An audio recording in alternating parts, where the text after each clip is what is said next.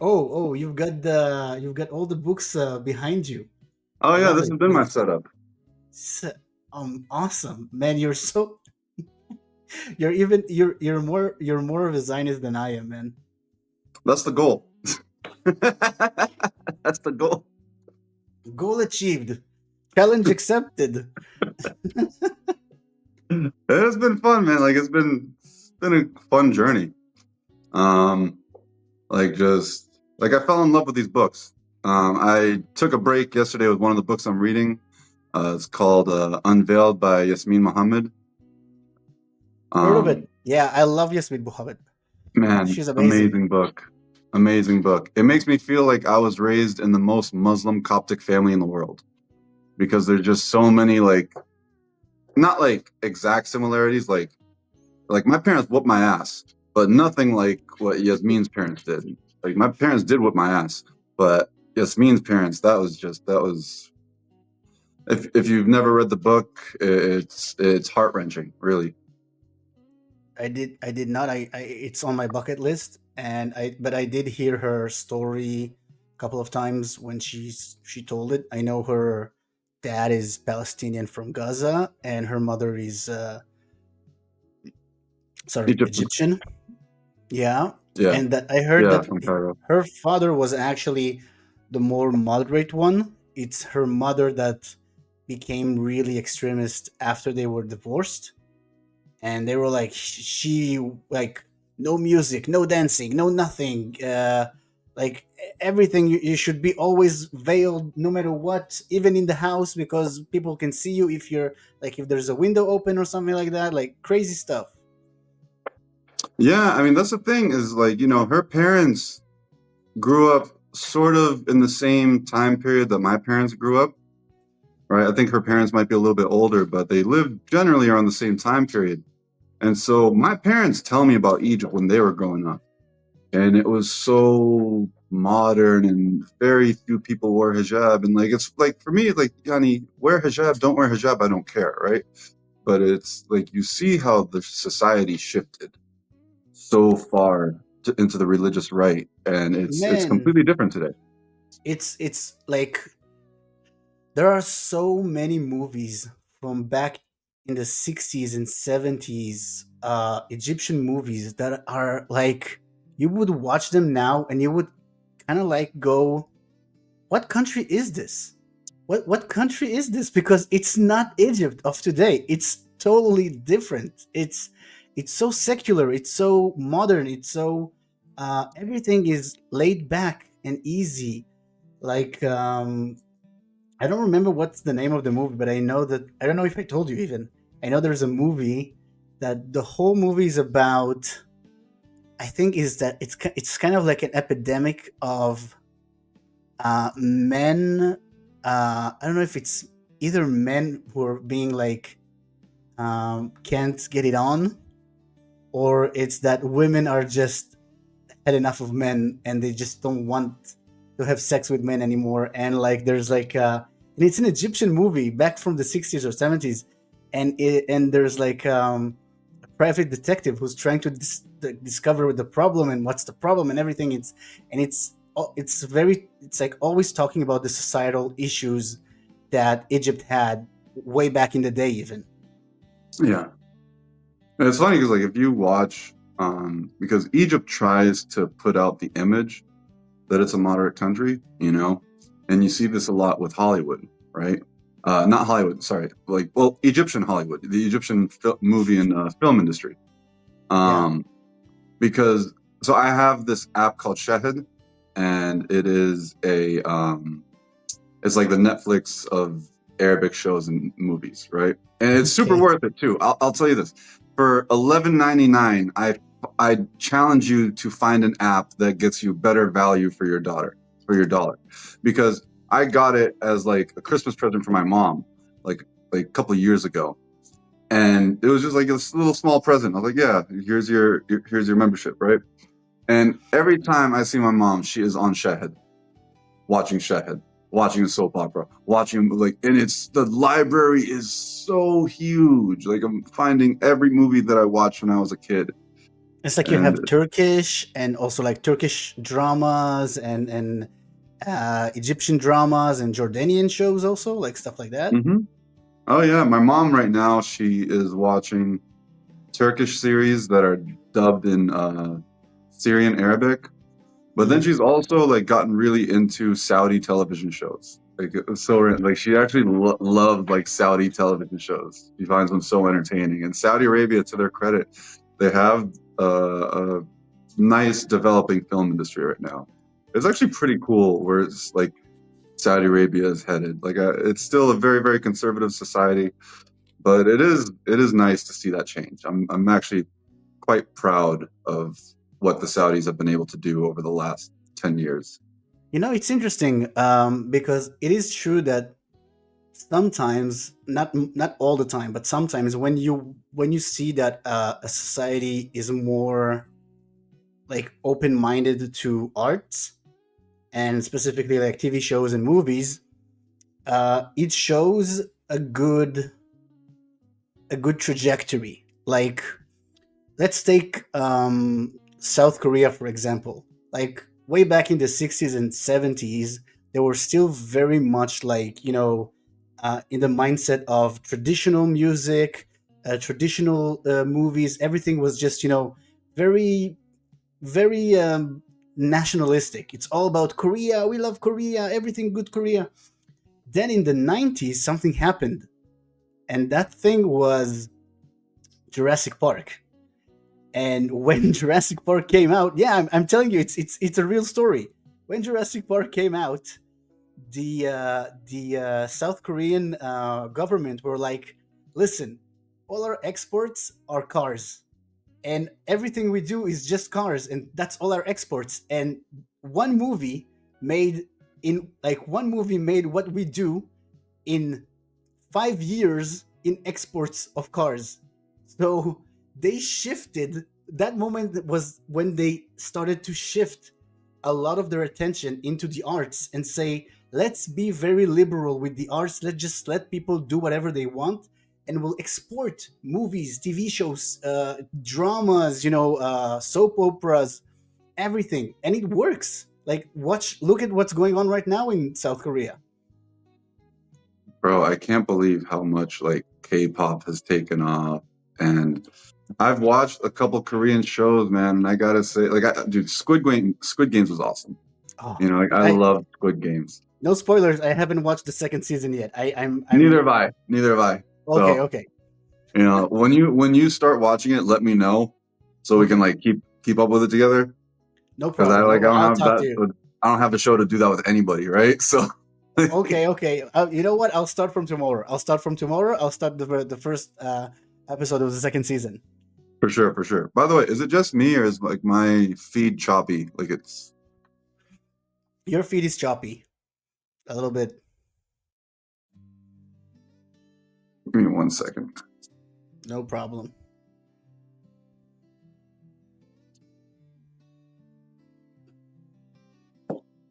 Uh,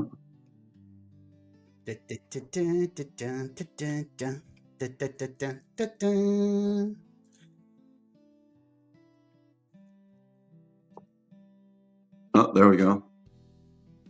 But it's still choppy. All right. Oh, a little choppy. Yeah.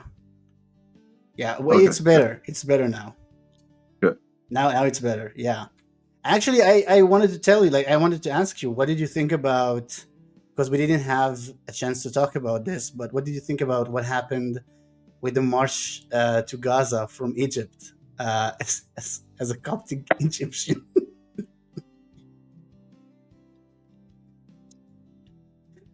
it's just, A few things. I A have few to things. ask. First off, I doubt their sincerity, right? I doubt that they really wanted to get through. Okay? Because you could have bribed those guys for like $20 each to let you through. Okay? Like Hmm. they could have bribed those dudes to let them through. So did you really want to like go there to like, feed the Gazans, or you were just trying to make Egypt look bad? All right. But second off, it was like it's like the Egyptian dream that you would have all these fucking Europeans come groveling at your feet, especially the British ones. Okay, just because of the history, right? And it was just so funny watching Of this course. guy. He was like, he sounds like Oliver Twist. Like, can we please go to Rafah, sir? Can we please go to Gaza?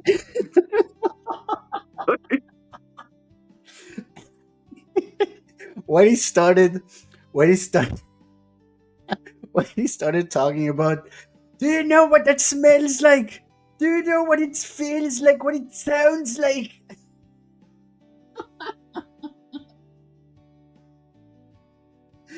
Dude, why do you know how it smells like? I mean, But then, like, to watch these oh, people get beat up by the most Egyptian-looking Egyptians I'd ever seen. Like, these people looked like they were extras from the movie The Mummy. Like, and they're hitting them with their sandals, man.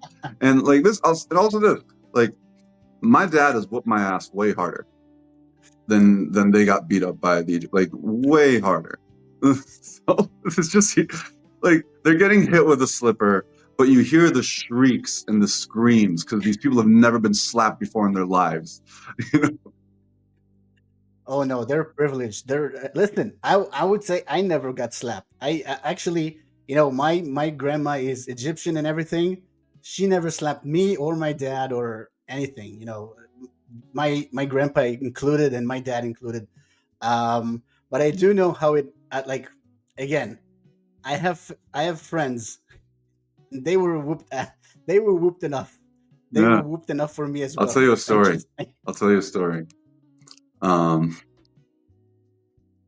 so there's like when I was growing up, when I was going to the Coptic Orthodox Church, right? The closest one, I'm pretty sure it was like the Mhm. only one in the state, was like an hour and 15 minutes away. It was torture because I was already going to a Catholic school Monday through Friday, and then you got to wake your ass up early in the morning on a Sunday to go to a Coptic church, right? And my parents were pressuring me to be a deacon. I don't know if you know what a deacon is, but it's sort of like an altar boy, I guess, you know. Um, and they promised Mhm. me that if I would be an altar boy, that I would get like this hockey video game that I wanted. Didn't happen. Didn't happen. And Promises were made. Promises were made. This is a shame. Shame. I'm calling and Charlie services so right now. there was one day where I was just so tired. And we're waking, and I have to wake up even earlier now because I'm a deacon, and I have to get there at a certain time and be there for the whole like 2.5, 3 hour mass. Yeah, and so I'm so tired, bro. I'm like 9 years old, okay, 10 years old. And so I'm like, I'm just gonna go downstairs into the bathroom, into one of the stalls, and like rest for a little bit. And I get down into the stall, I sit on the Oh toilet, no.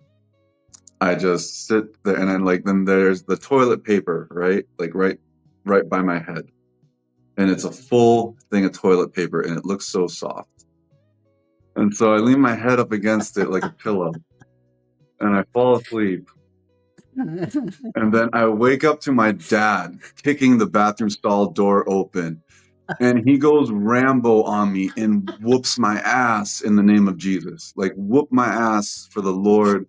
And In the name of Jesus.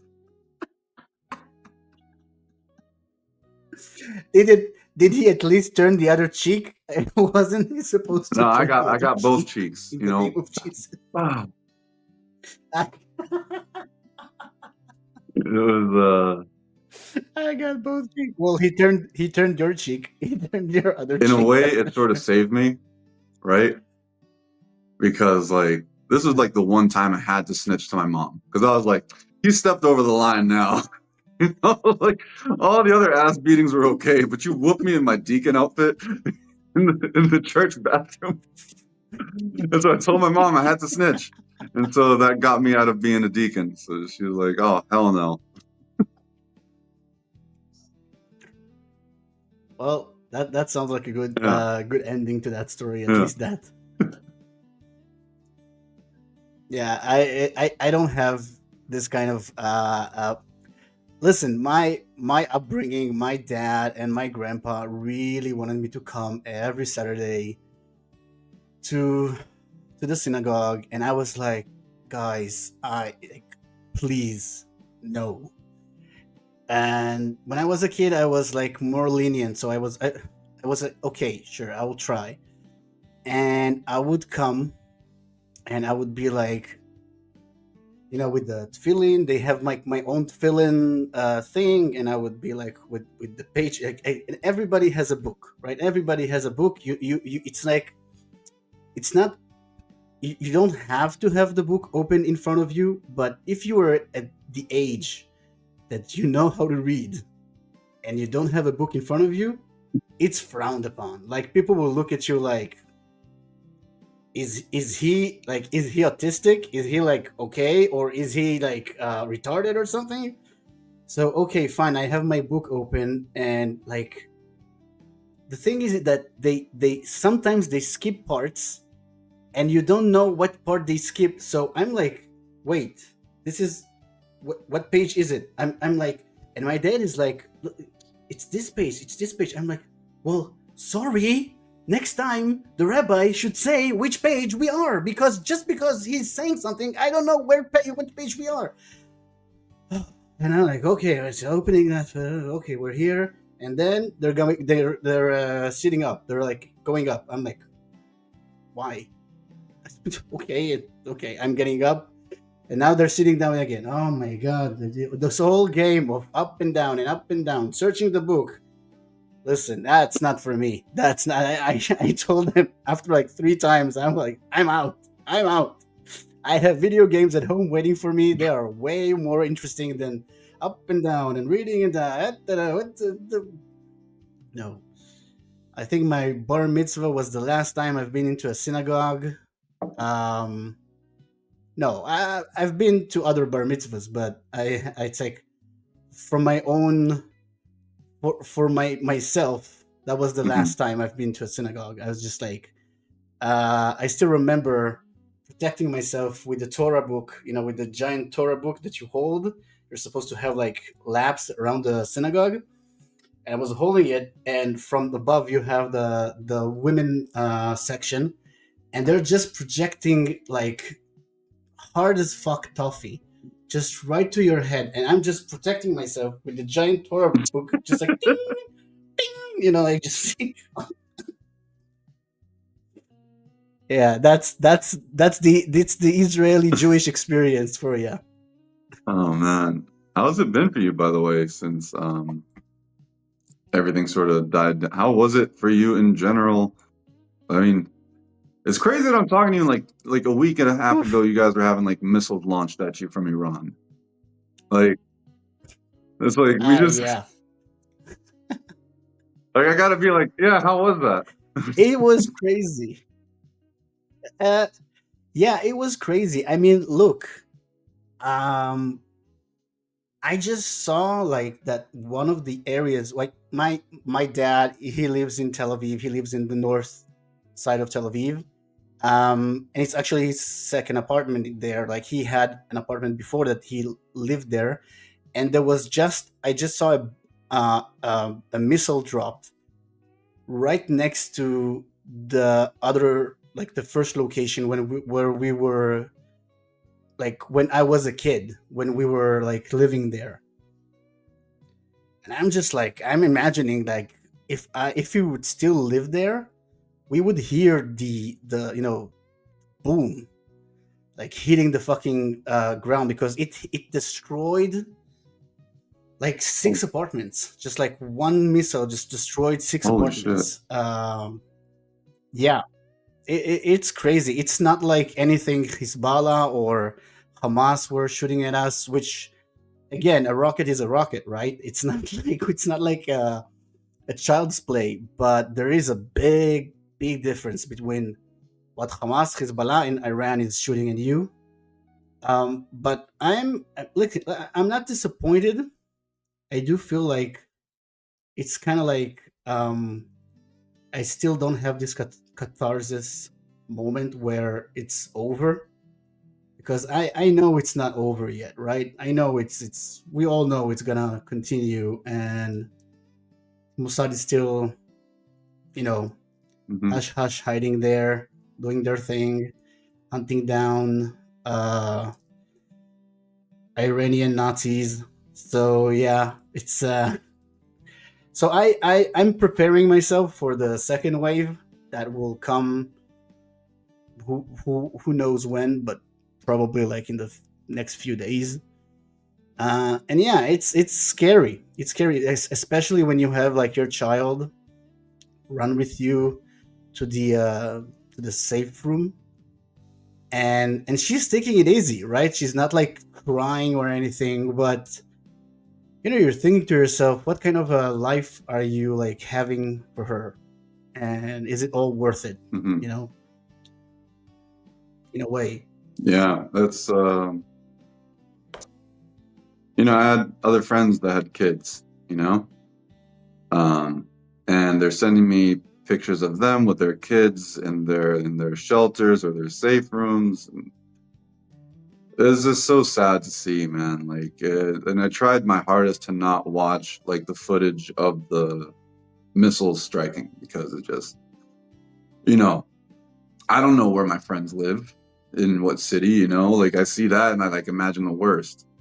Um, but it is crazy, and it's that thought that you said that you had to yourself, where you look at your daughter and you're like sort of like questioning, like, is this the best option? And I finished reading that book, Ghosts of a Holy War, and one of the survivors, I think, of one of the kibbutzim, I think near Oz, um, you know, they Mm. they actually came to the decision to move, to actually move, and they moved to Denver.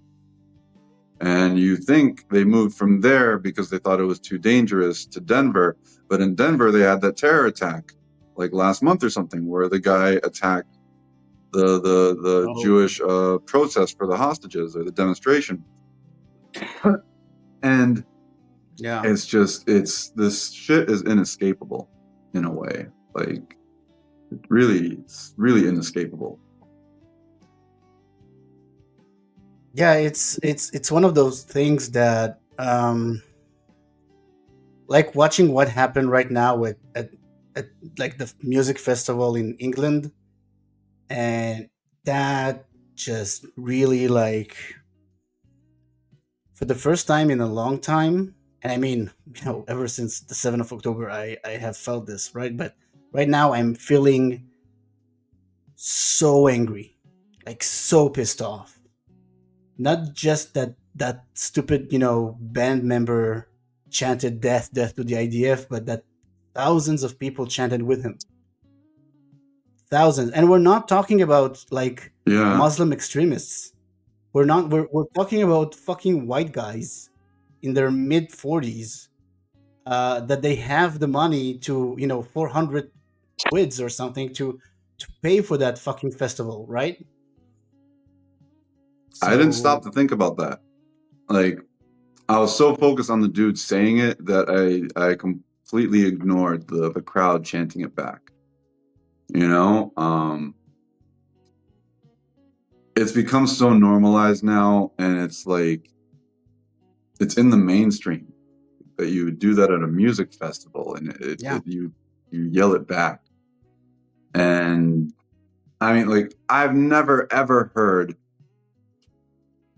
anybody say something similar to the U.S. military at a concert. I've never heard anything said similar to the British military or the French military at a concert. Like, and that's what the narrow view of anti-Semitism is painting lies about Jewish people and painting them out to be a source of evil in the world. And that is like a prime example of it. And then even before that, you had those fucking idiots from Ireland, whatever, Kneecap, and they're posing with the Yeah. book of Hassan Nasrallah. And it's like I have that book because I was actually like I was in that shit, And it's like I know these motherfuckers like don't read. Like the dude thought it would be edgy to like pose with the book and stuff, but these people like that's what it is. Like you have these Westerners that are getting involved in something they don't understand at all. Like not at all. They think that it's just crazy how normalized the lie is. I think it's interesting because it kind of somebody said something that I really agree with. He did kind of like look at the crowd and assess that it is predominantly white. It is predominantly between the ages of 30 to 50. And so most of those people are, part of the system, the same system that they are crying over, saying, "Oh, death to the Zionists, death to the British MPs and everything, kill your local MPs and stuff like that." And so he said something very interesting. He said, "Those people who are at this music festival, they have, like we said before, a catharsis moment. They need to let off steam and say those horrible stuff because it's like punk rock. It's like, yeah, I'm so edgy, I'm so cool. When in most cases, most of them just go back to their 9 to 5 job, doing the same work as a nurse, as a IRS guy, whatever. They just need a way to feel like they are part of something bigger, of something more important, more edgy. And that's what that music festival, that's what those bands give them. Yeah, I'm all for let's kill the IDF. If you give this person a gun and give him, hey, look, here's the IDF, go shoot them, most of them won't know what to do with this fucking gun. Like this, it's the same white people who said, wanted to march to Gaza, and when you said like when they were hit with a fucking slipper, they're like, it's the same. It's the same. They have never felt a punch in their face before. They have never felt like what it's like to be in a real bar fight, or like minimum. Like it's and that's what drives me insane. It's that those people are all talk, all bark, no bite. And they're perpetuating the bloodshed too because they're egging this shit on from abroad in a place where they don't have to suffer the consequences. You know, one of the moments that was Of sort of course. entertaining for me out of the whole Egyptian thing was that there was this video of a woman in a bus. Okay, um, there's a video of Yes, I this saw woman this in a one. bus, and she's like recording herself. She's talking about her experience. She's like, "Oh, they beat us, and they took our passports and everything." And then she quickly puts her phone down. Right? She like quickly hides her phone. Like then there's like a few seconds where you don't see anything, and then she comes up, brings it back up, and she's like, "Yeah, that was secret police." And I was like, "Yeah, we got secret police in Egypt, sweetie. Yeah, you didn't know about that. Yeah."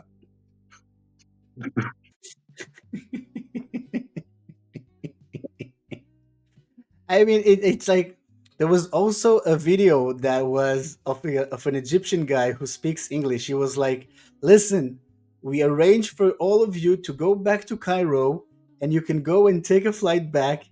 And then it was like, What are we going to do in Cairo?" And then somebody's like screaming to him, "What are you doing here?" It's like the same guy was screaming, "What are you doing here? Go back to America! Go back to..." They said, "We can do it in America. Why can't we do it here?" Exactly. Oh yes, exactly. So go back to It's America. one of those things where like if there was a movie making fun of this, you wouldn't put that in the movie because you'd think nobody would be stupid enough to ask it. You know, like, but it was literally like the privilege of the people in the West who push this, Hamas agenda and this pro-Gaza agenda. They're just that question just sums up the entitlement. It sums up their lack of knowledge. I mean, it's not only that. It's also like you can just look like take what Greta Thunberg, the pirate, tried to do with breaking the siege in the seas, like Johnny freaking Depp in Pirates of the Palestinians, and what they tried to do with the March of Gaza, and how the Israelis treated her and her friends, and how the Egyptians treated them, and it's like day and night, man. It's day and night. It's like, here you go, we give you a ham sandwich in a plastic bag. I know you don't eat ham, you vegan piece of shit, but here you go. And you wanted something vegan. Here you go. Here's some ham. But and on the other hand, oh, and then they flew her back to Paris, and she was like, "I've been kidnapped by the Israelis. They actually took me hostage, but yes, I survived the Israeli prison." And then you have those idiots. Please, we just want to save the Palestinians. The, be I know the Arabs have a white Have white a white heart. heart. You A have a white white heart. heart. Oh, I forgot you said that. We have a white heart. for for Islam, help the I love that Palestinians for he's saying you Islam. have a white heart to the brownest motherfuckers in the world.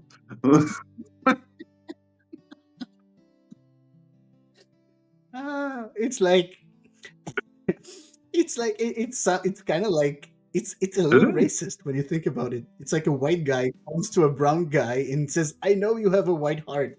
I mean, I know what did you beneath say to that brown me? skin you have a white heart, sir. If we scrub it enough, we can find the whiteness. Oh man. Oh my god, my cheeks hurt. It's a crazy world, man. It's a crazy No, world. I just Like, we we are living in a fucking, like, if we needed any more reason to think that we live in a fucking simulation. I mean, this is the simulation. This is the Sims game where a 9-year-old kid is just torturing his sim guys, sim characters, just like, okay, let's add pro-Palestinians idiots trying to cross the border through the through the border of and Egypt. It's just, you can and it see just it's so shows like their lack of knowledge because fucked like up.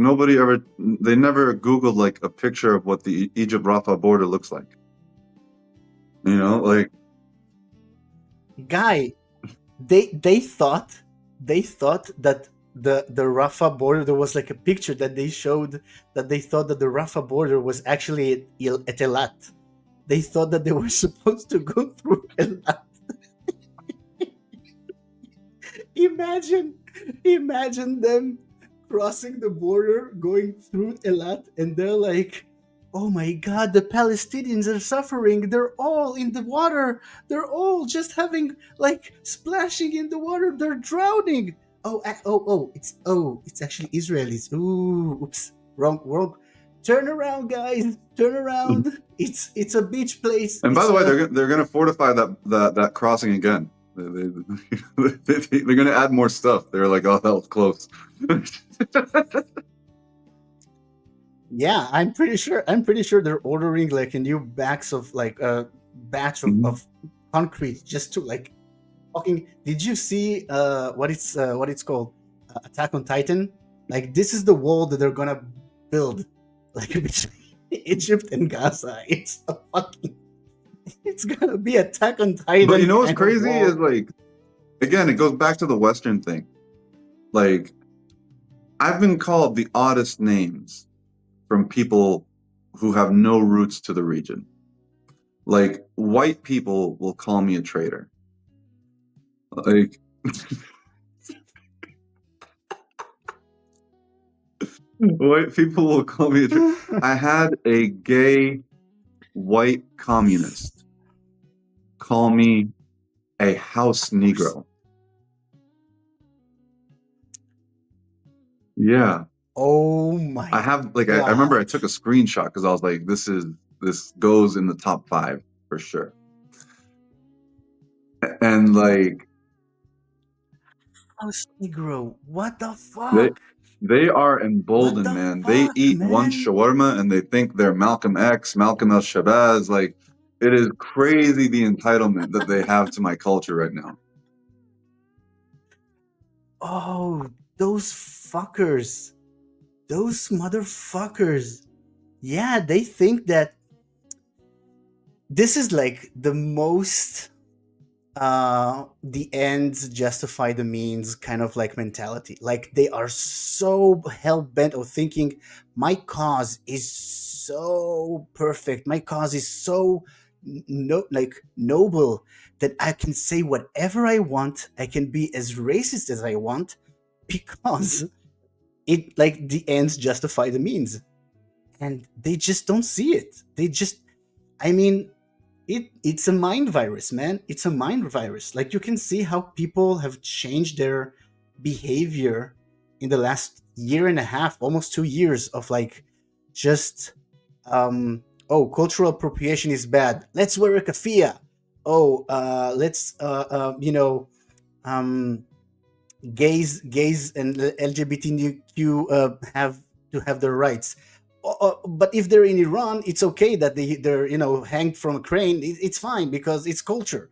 It's just like it's crazy how flip flop they have become. I have been scared from the far right, um, in America and in Britain and other places, for a good reason, right? For a good reason. You see those fucking Nazi flags sometimes, like they're a fringe cause. Like they're a really Yeah. fringe people. Right now, you have so much far left guys who are just emboldened with rage and just pent up. Like they are not having enough sex, man. Just they're not having enough sex. I'm sorry. It's just they need to They bust a do. nut in And I mean, something. I live in a You very know. conservative area, Just. conservative part of California, right? So it's pretty right wing here. Mhm. And I don't know personally, and I haven't seen personally anybody who's like, flying the Confederate flag or the Nazi flag. Like it's pretty right wing here. And it also just so happens to be one of the cleaner areas because, people aren't like, shooting up heroin in the middle of the street and I gotta like step over them like in LA. But it is a social contagion, bro. Like it's not uncommon. And it was crazy is it's not uncommon for me to be called a Nazi and to also have Heil Hitler said to me on the same day. Because they'll call me a Nazi because I guess maybe they assume I'm Israeli and they still call me Nazi anyway. But the ones that tell me Heil Hitler definitely think I'm Israeli or Jewish. This is crazy. And this is also one of those stuff that boggles the mind, and it really explains like how um, being a Jew isn't a right wing or a left wing thing. It's if you're a Jew, they'll hate you. They don't care, like if you're a left wing Jew, a right wing Jew, the right kind of Jew, the wrong kind of Jew.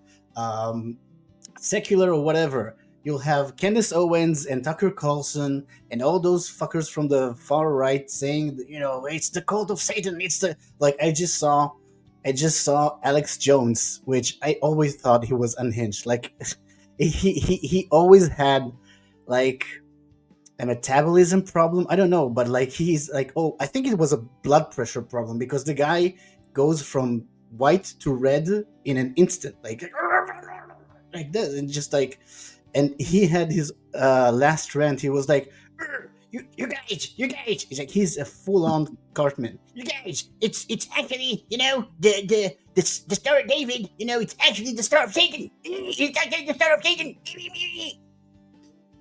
There's God, this man, just vein like. that comes out of like the middle of his head. And it's like that thing deserves its own show because it takes all the attention, man. Like it's like, and I've like this is the thing is I voted for Trump, right? But I'm not socially right wing. I'm pretty liberal socially. I voted for Trump purely off security reasons, national security and stuff like that. And Immigration. so for me, it's like I look at a lot of the people on the right, and a lot of them I've despised for a long time. Like I've despised Alex Jones for a long time. I've despised Candace Owens for a long time because they've always been insincere bullshit artists at their core. Candace Owens has always been a despicable person. She just like, and that's how she made her career, was being a despicable person.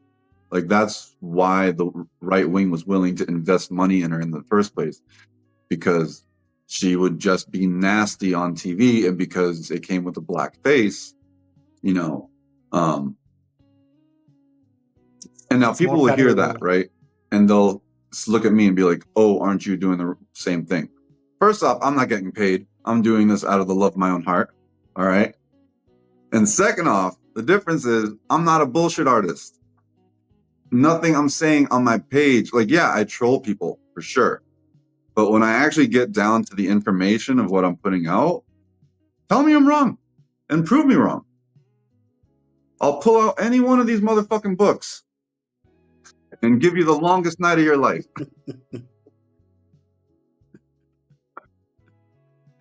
No, I get you. I get you. I mean,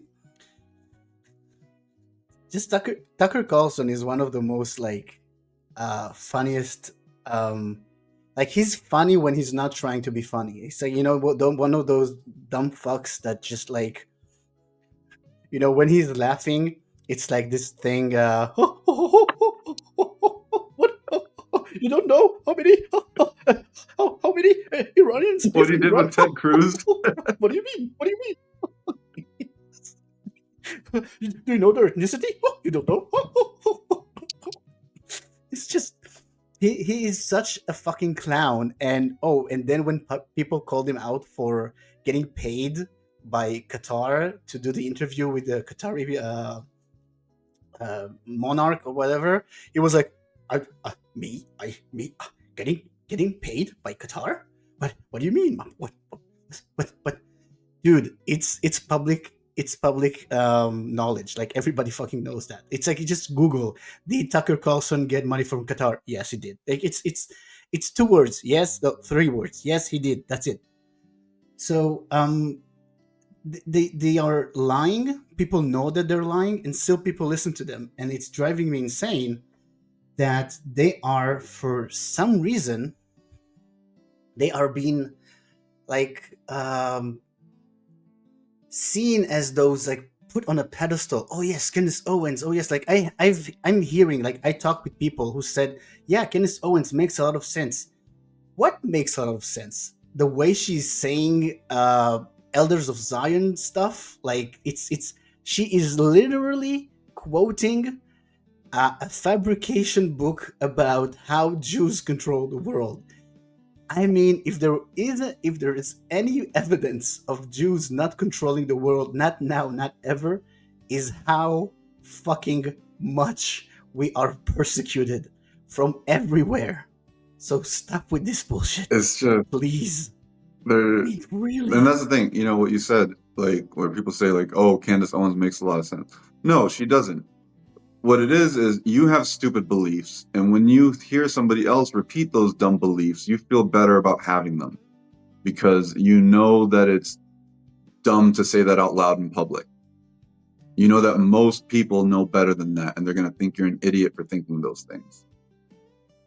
But now you have this weird thing where Exactly. you have, It's you. it goes back to that, making Jews to be a source of evil in the world, right? On one, and you have two separate anti-Semitic conspiracies being perpetuated, one by the right, one by the left. The one on the right is that the Jews, the Israelis, control the world, they control the media, they control your country. And then the one on the left is they say some of that too, but it's mostly genocide, Auschwitz, Gaza's a concentration camp. Like it's just, and none of these people read. Like none of these people know that like when Israel took over the West Bank and Gaza Strip in 1967, that the life expectancy for those people living in those areas in 1967 when they took over was about 48 years old. Fast forward to now, okay, and it's 75 years old. And it beats most of the neighboring countries except Saudi Arabia and Israeli Arabs. Their infant mortality rate in 1948 was 162 per 1,000 births. So for every 1,000 births, 162 babies didn't make it. In 1985, it dropped to about 60 per 1,000 births. And now it's a little less than, I think, 18 per 1,000 births. So not only are Palestinians living longer, they are having more babies because of what Israel was able to do for them. Even in a scenario where it's not great on either side, you know, but like that tells you what it is. When Jordan controlled the West Bank from 1948 till 1967, 0 colleges. I mean 0. They didn't build one, not even one. And for all intents and purposes, they were Jordanian citizens at that point. Okay?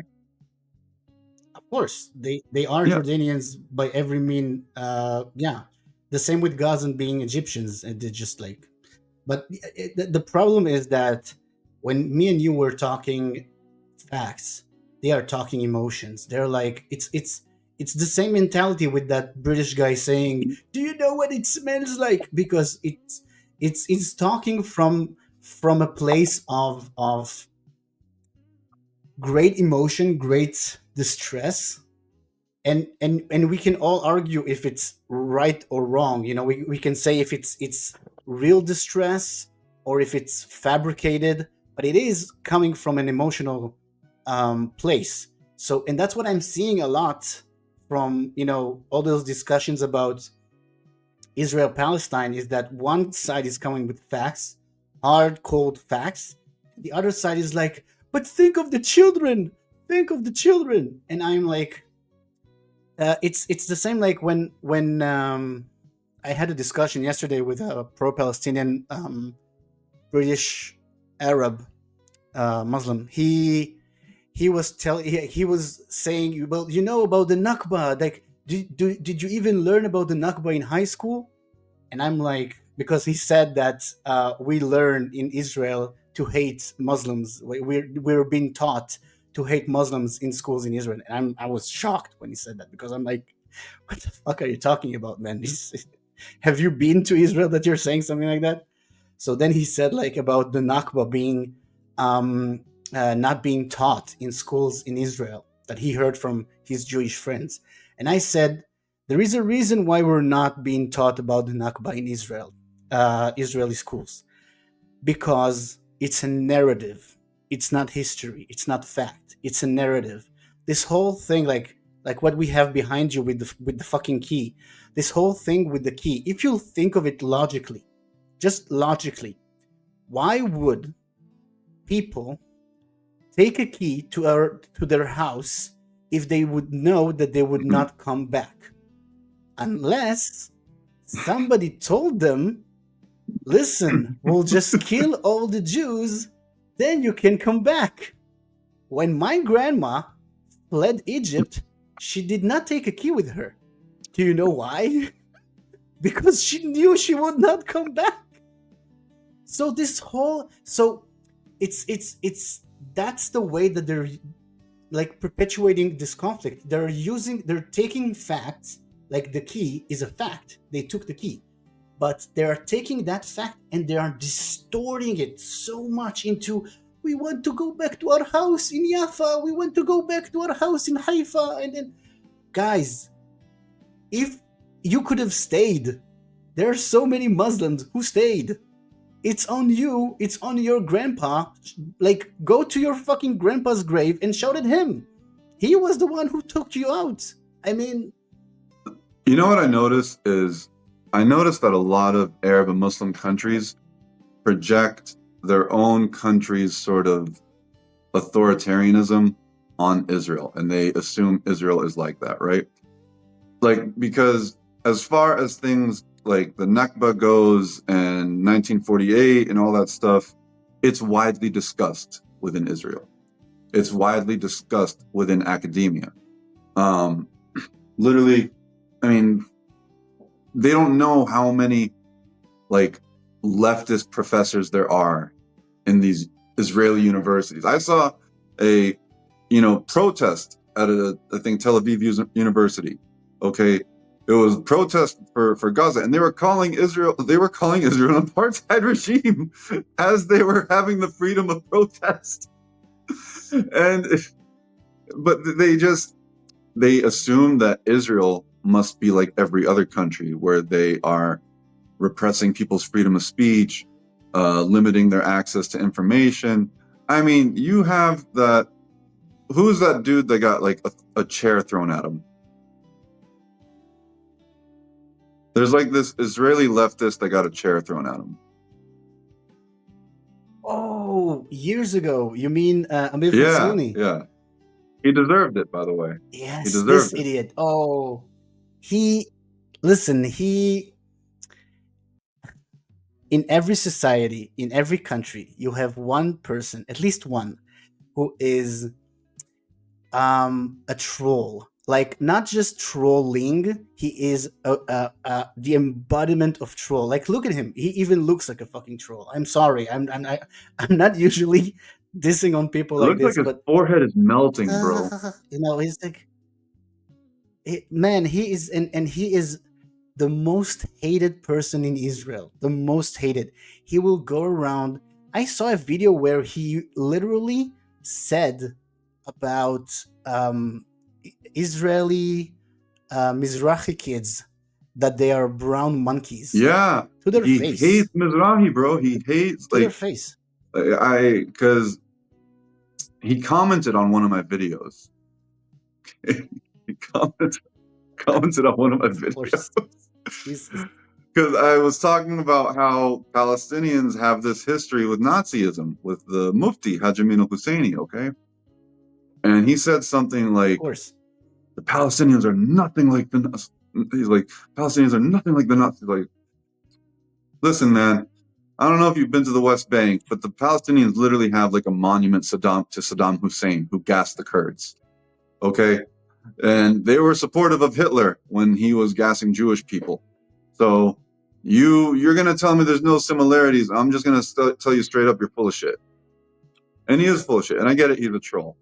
But like when he had the chair He thrown is. at He him, is. Listen, he dude, is. like he leaned over into his friend's like nipple and like and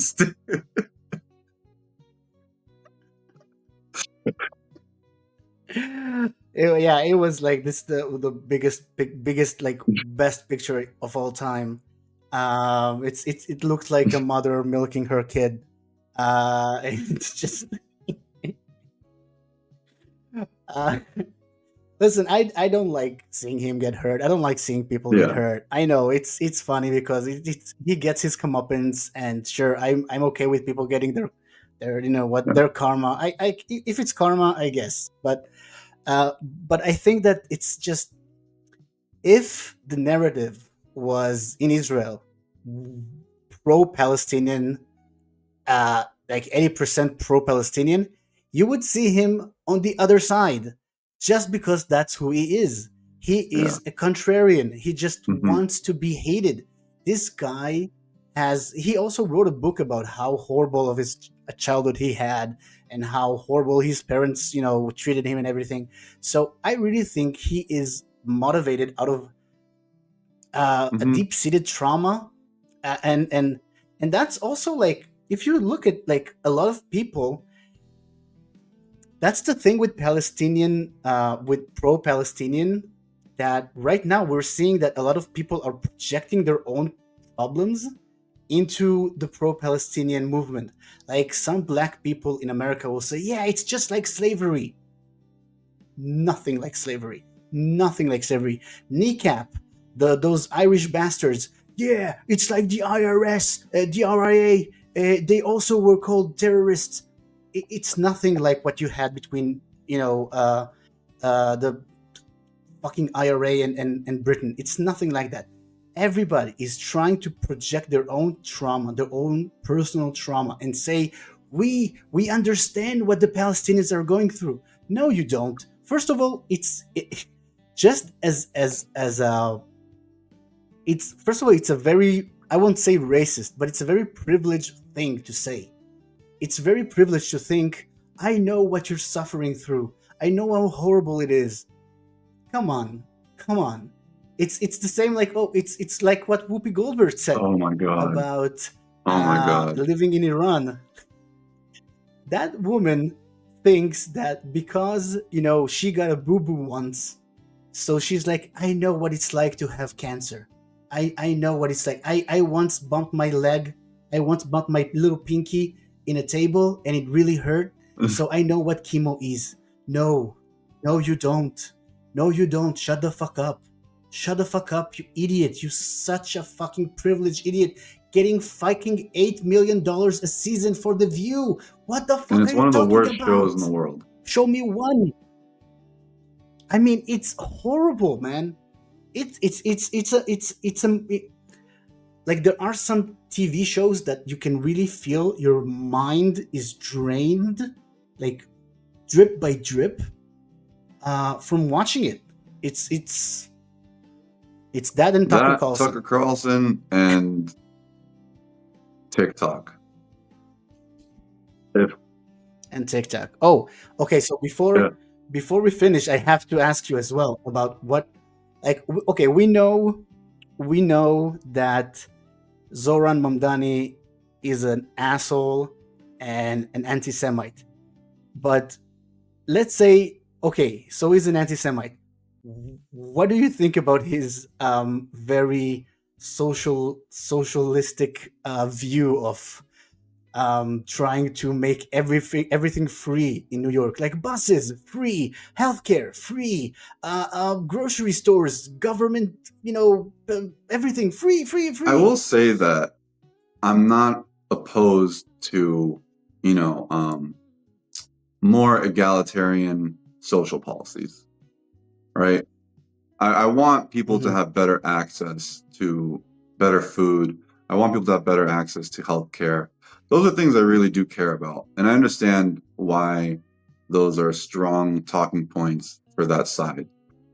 But when you start talking about free, that, like, we've seen what happens. We've seen what happens in countries that institute these things. It's always bad. The people that have the money and the resources, they're going to leave. They're going to leave, and your situation is going to be a lot worse. It's going to be a lot worse, and it's just, but it taps into that super, like, it's an almost extreme idealistic behavior, that we're going to have everything for free, and that the people who are going to pay for it out of their taxes are going to stick around.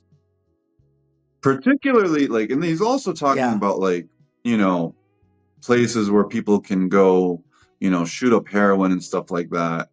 And I mean, this is why I feel like really don't want to attack him for his religion, right? But he is 12er Shia, which is the same type of Shiism that is practiced in Iran. And you know that word taqiyya? yeah. So I actually Oh, I almost do. never use that word taqiyya because it has a specific context, and it's actually more specific to Shiism, Alawiism, and to a smaller degree, the Druzim, right? Because what they've always had to do when faced with extremist Sunnis is they have to hide their religion. They have to lie about who they are, right? But more commonly now, it is used to sort of conceal your intentions. So I see him campaigning for all these extremely idealistic goals that Westerners have: free healthcare, free education, free transportation, free, like, all this stuff free, right? And then you have to give him to him. He is playing the smart. He is participating in the pride parades, Like Sure. he is, you know, um, being seen with people who are part of the trans community. So he's doing it very smart. He's not a stupid guy. But this is all an effort to achieve a much more sinister goal. Okay. I would say, yeah, I would say that I totally agree with you because the more I read about his life from before he started to be active, in politics, you see that he was a performer, or at least he tried to be. His mother is like a world-renowned filmmaker, and he was an actor in one of her movies. He also rapped in one of her movies, and so he is a product of nepotism. Like you can see how his mother really tried to propel his um uh like musical albums of rap, and like trying to be an actor. And when all of that didn't succeed, he turned around to politics. And it's only then, in 2018, when he wanted to go into politics, that he applied for an American citizenship. Because before 2018, he would go around, fly from Cape Town to New York, all his life, from since he was like 7 years old, living the life. His father and mother have like millions of dollars, and he is like, he's living the high life, right? So now he wants to go into politics, and lo and behold, where does he get all his money from, you know, to run for, mayor?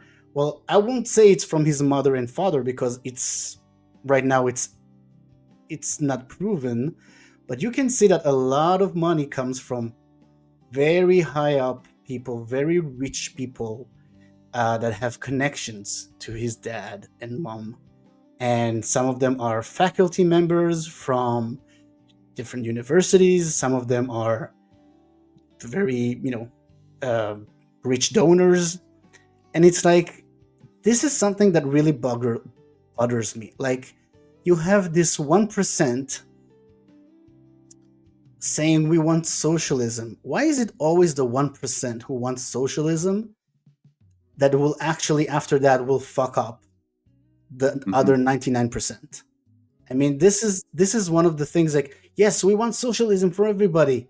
Okay, so why don't you start with giving up all of your money and show us how it is? Show us by example how it is that you want to live as a socialist. Because, oh, look, Zoran Mamdani doesn't have a car. He's driving in buses all day. Sure, let's see if he can again just give up all his money, all his parents' money, and then we'll talk if he wants to be a socialist. Because right now I don't see it. I think it's like you said, it is Takia. It is some sort of like trying to, like, he is crying Islamophobia every time everybody says, about anti-Semitism. Oh yes, it's horrible, but Islamophobia. Oh God, man, it's like he's such a bad actor. He couldn't be in more movies than one, but for some reason he's so good that he's actually being a good in politics. So He's that a drives clever me. dude, man. Yeah, You have to acknowledge that, but and that's what's sad is because sure. I will see people like, I just ask his voters, like, what do you think of globalizing the Intifada? Like, what do you think that means?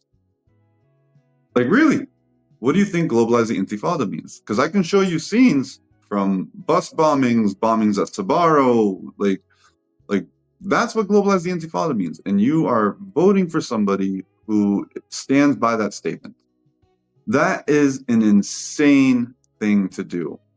And what better way to destroy a once great city? A lot of people right now, I heard from the stock market, are really worried about this. Like, they said that the war in the Middle East is peanuts next to that kind of an earthquake. Like this can really change um, the stock market for the next 5 or 6 years. Like it can really, people don't understand how much New York is kind of like the global Hmm. economy of the world. It's just like it holds so much money there. So if you have just one bad actor who is trying to be mayor and is going to do so much damage, the repercussions of it are going to be Yeah. for years to come. It's not just gonna be one, two, maybe not even five, maybe even more than that, like I mean, you worse. look at a city like Detroit, okay? And Detroit used to be one of the richest cities in America because of the auto industry. All right. But they had years of economic mismanagement. Okay, and Detroit, I believe, has been for the most part Democrat run. All right, and now there are other factors too, like there are other factors besides Democratic policies that messed up Detroit. But it was a once great city. It used to have a lot of wealth, and now you see what the city looks like, and it took forever to recover, and some parts still haven't recovered. Imagine New York, the economic capital of the world. Okay, New York City, like it's a scary thought, man. And this is something that I am sorry for people who are are on the left. Like supply and demand is a thing. The more people want to live somewhere, the more expensive it is going to be to live there. Like if you really want to live in New York, you're just going to have to be able to afford it. Like New York City, it is what it is. I am not entitled to live in Beverly Hills. I'm not entitled to live in San Francisco. Okay, the people who, for better or worse, control the wealth and control the real estate. Okay, like it's a competitive market. Everybody wants to live there, so the people who are going to be able to pay the most are obviously going to be living there. And it sucks for people who probably grew up in New York City during a time where it was cheaper.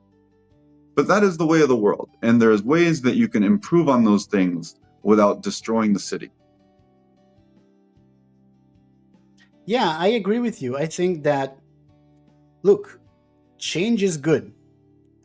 Sometimes change is can be good. We can always like, we can always even go back, and it's always like it never really, it's never really good to go back. But I'm saying that I would have been okay with him, with Zoran Mandani, if he would say stuff like, let's do it gradually. Let's try and do something, like, let's start with one thing, see how it goes, and then go to another thing, and then let's go to another thing. Like, but this guy is coming like out of the gate, guns blazing. Oh, socialism. Oh, socialism is good. Pow, pow, pow, pow, pow. Everything is like, everything needs to be free. Everything needs to be like this. We'll tax the rich. Uh, okay, great. But if you tax the rich and get everything free, when the rich are gone, who are you Mhm. going to tax more? Who is going to eat, eat this piece of, crab sandwich? Because it's not going to be the rich. It's going to be the middle class New Yorkers. And then when they're gone, you'll have a fucking, what, city Yeah. of hobos? What's gonna be there? What's gonna be staying there? Like, who's gonna be staying in New York? And I feel like it's, a lot of people are saying it's gonna be like what Sadiq Khan has turned London into. Like, uh, just places where you'll see immigrants who are living off social security, don't pay taxes, just, like, just living in their own communities. No one speak English there, and this is going to be the situation in And New it's going to be York. more In New more York, dangerous too, because what and happens as a result of this is these societies become more and more lawless. New York is already in bad shape with crime. London is already in bad shape with crime, and these cities keep getting worse because of their policies. yeah, true, true. When every time you're trying to say, look, we have a problem with grooming gangs in England. Oh no, you can't say that. This is Islamophobic. This is racist. I'm sorry, there are, you know, when Israel was established, we had problems between the Mizrahi Jews and the Ashkenazi Jews. They were coming from two different backgrounds. We know how it's like to have two different people with two different cultures clash and try to establish their own kind of, country. And it took a long time for us to really understand how we manage it, but we never stopped trying, right? We had some mishaps, we had some troubles, we had some Ashkenazis trying to tell the Mizrahis, no, your culture is bad. And there are some stuff in the Mizrahi culture, like beating your wife, which was, I'm sorry, which Yeah. is bad. It's I won't say it's every Mizrahi Jew, but it came from the predominantly Mizrahi side, that beating your kids, beating your wife is part There's of the something that culture. we all like So between Mizrahi Jews and Arabic speaking Christians and Muslims. There is a lot of those shared elements of that culture that are bad. Okay, like you'd be lying to yourself if you didn't say that these three groups are more likely to have a short temper than you know somebody who it's of just course, it is what cultures are different. All right, like yes, Mizrahi music sounds a lot like Arabic music for a very good reason because it came out of those, it was born out of those cultures.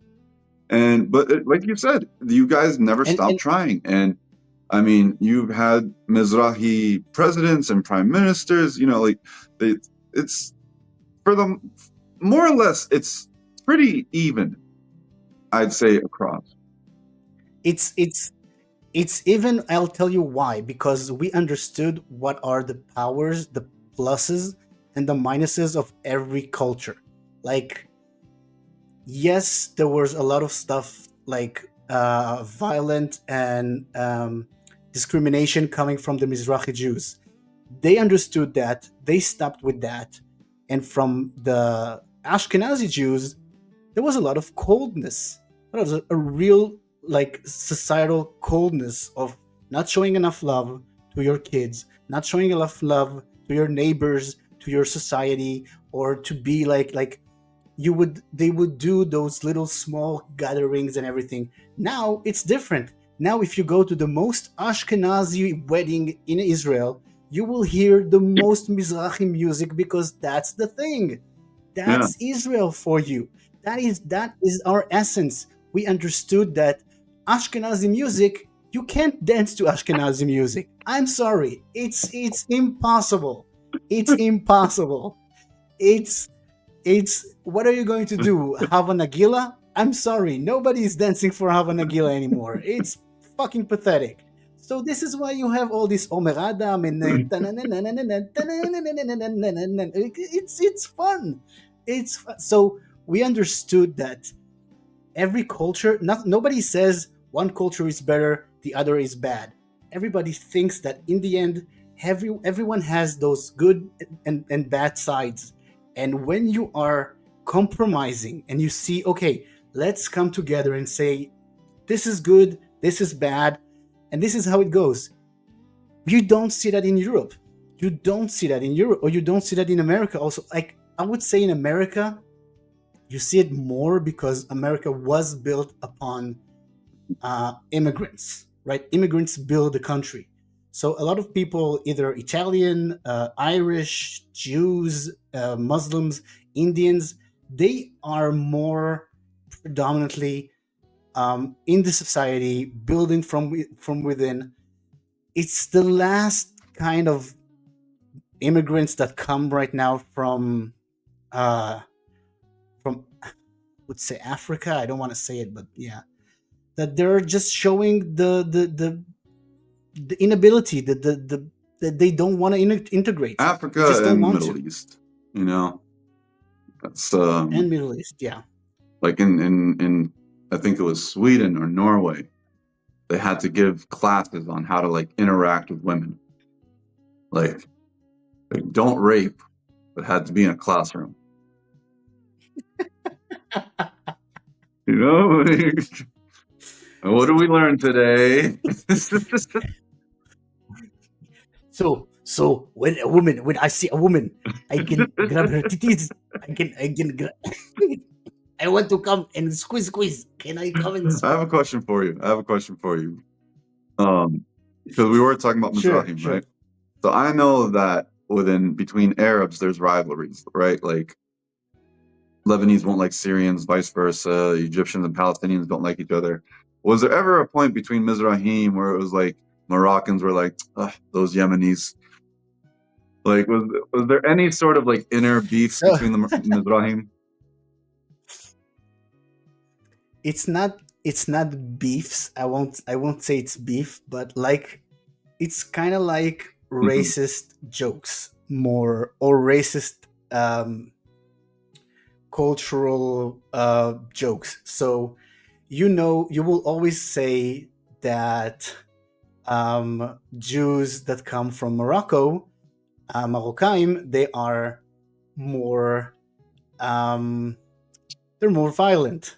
Like it's like it's always the joke. Like they're also very loving, but like their emotions are very strong. That's what you say. So it's always the joke that the Moroccans are very violent. Yemenis are they are not cheap. They're cheap. It's like they're like the joke is that they will do everything. There's like a joke that says like a Yemeni guy and his wife are passing through a restaurant, and the smell is so strong, and she smells it, and she's like, "Can let's go in, let's have something to eat." He's like, "What you're talking about? We just passed it. You just smelled it. It's okay. Let's go home. It's fine." So Yemenis are cheap. Also, Persians are also cheap. This is also a joke, but it's different kind of cheap. Like Yemenis will do everything to keep their money. Persians will do everything not to pay or not to give anybody money. So this is also a joke.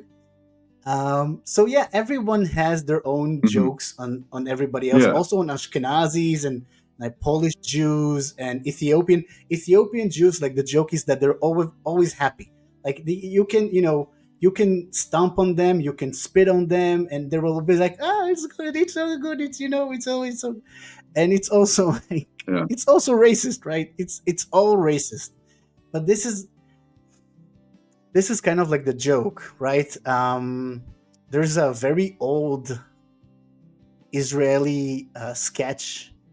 It's so old. It's in black and white. It's from the fucking 60s. Like it's that old.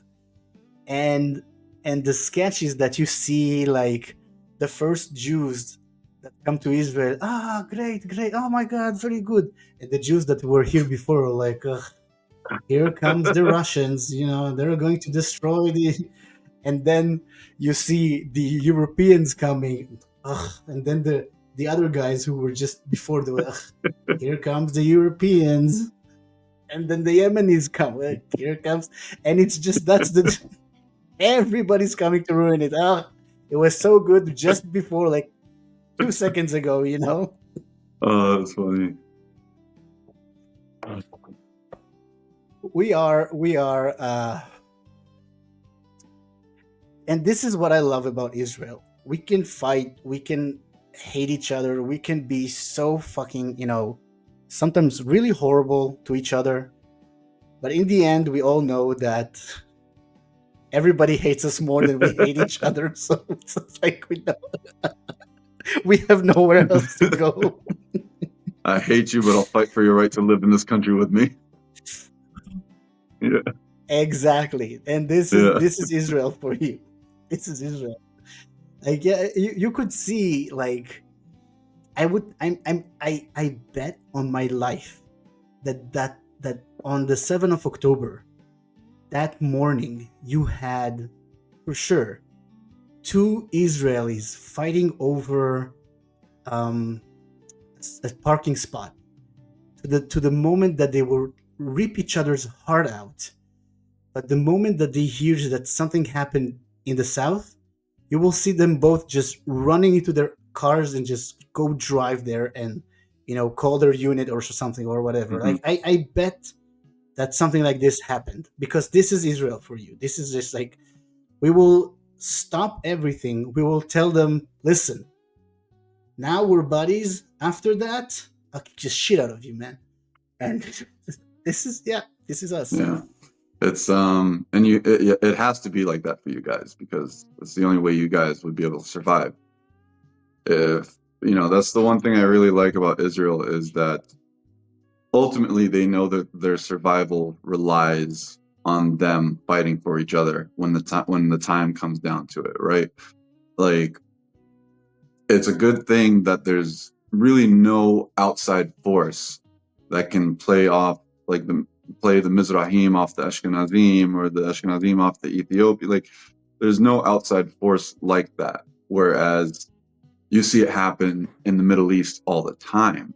Like in a country like Syria, where Qatar and Saudi Arabia and Turkey will support one side, and Iran will support a different side.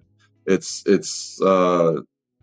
that's also because those people that end up fighting each other in Syria, they don't really have all that in common. Like, those differences are huge for them, you know.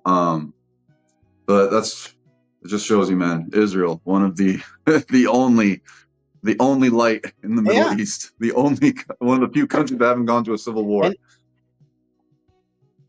and it's Not yet. also, oh, not yet, not yet. I'm telling you, not yet. But yeah, it's also not just, not just the Jews here, right? Because you would see that with every act of aggression from the outside, more and more Christian Palestinians, Muslim Palestinians who live here are like, yeah, we Mhm. need to protect this place. We need to, like, we know our lives here are better than any other place in the Middle East that we could live here. We could live there. So, and they're seeing the hate, they're seeing the atrocities, and they're like, we're not part of that. We have no reason to be on the other side of the fence fighting with Hamas. Yeah, No fucking reason.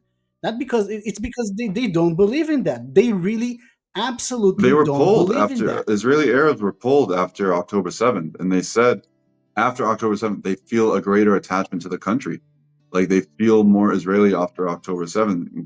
Again, I'm not surprised, considering what Hamas did to Israeli Arabs and Muslims. They killed them just the same as Israeli Jews, and it's and that's it is a silver Yeah, they were lining called to traitors. see that, right?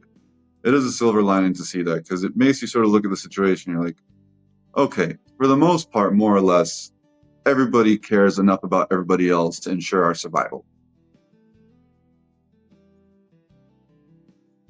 Listen, like I said to somebody, like the same pro-Palestinian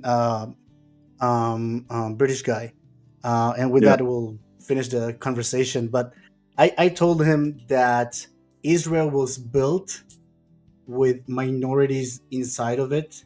It was built with Muslims and Christians and Druze and Alawites and Cherkessim and all of them inside of Israel.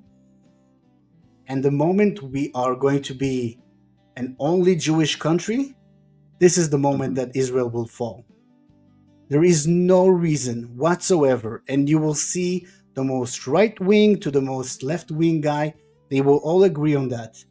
There is no room for a just one Jewish ethno state, like, all those colonizers I are hope calling us. every Arab and They Muslim are the hears you real say that. colonizers. I hope. I really do. I hope they do. This is Israel. But for me and for a lot of people that I know, this is Israel. We are not going to just just be one kind of group of people, because we were never one group of people. Even inside of the Jewish community, we were never just one group of people. So it's the same with Hmm. having other minorities here. It's part of our Israeli Yeah. society. Yeah. And with that, we have finished our first conversation out of many Yes, we that we'll will. have together uh, on this channel. and on Yeah, your yeah. channel as Once well. I'm gonna have it set up pretty soon, within the next few weeks, for sure, for sure.